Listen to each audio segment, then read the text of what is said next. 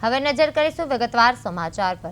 રાજકોટમાંથી સમાચાર સામે આવી રહ્યા છે। રાજકોટના જામનગર રોડ પર આવેલો અને લાંબા સમયથી ચર્ચામાં રહેલો નવનિર્મિત સાંઢિયા પુલ આખરે જનતા માટે ખુલ્લો મૂકવામાં આવ્યો છે।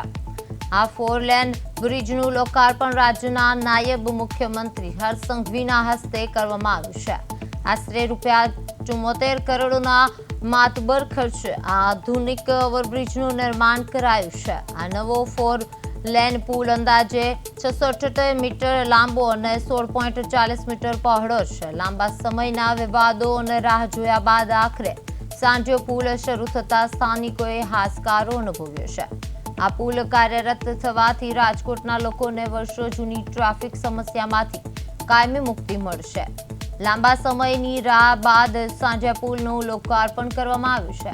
દેશ સીએમ હર્ષ સંઘવીના હસ્તે લોકાર્પણ કરવામાં આવ્યું છે। ₹74.32 કરોડના ખર્ચે આ સાંઢિયા પુલ નિર્માણ થયો છે, જેમાં ટ્રાફિકની મોટી સમસ્યાનો કાયમી ઉકેલ આવ્યો, જ્યારે હજારો વાહન ચાલકોનો સમય તથા ઈંધણ છે બચવાનો છે।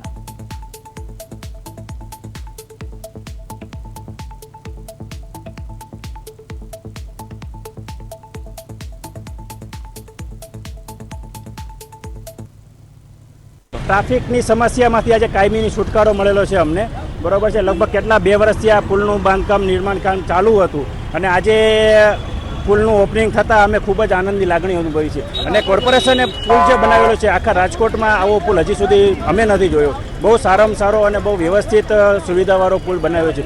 જે પુલમાં અવર જવર કાયમી બહુ થતી એમાં બહુ તકલીફ પડતી જૂના પુલમાં, પણ હવે નવા પુલમાં એ કાયમી એનો છુટકારો થયો છે। ના, એવું તો નોર્મલ બધા કામમાં પણ આવતું હોય, એનો કોઈ એવો મોટો ઇસ્યુ નહોતો, પણ જે પેટ્રોલ ડીઝલ અત્યારે જે પરિસ્થિતિ મુજબ જે બચત થઈ એને ખૂબ રાહતના સમાચાર છે।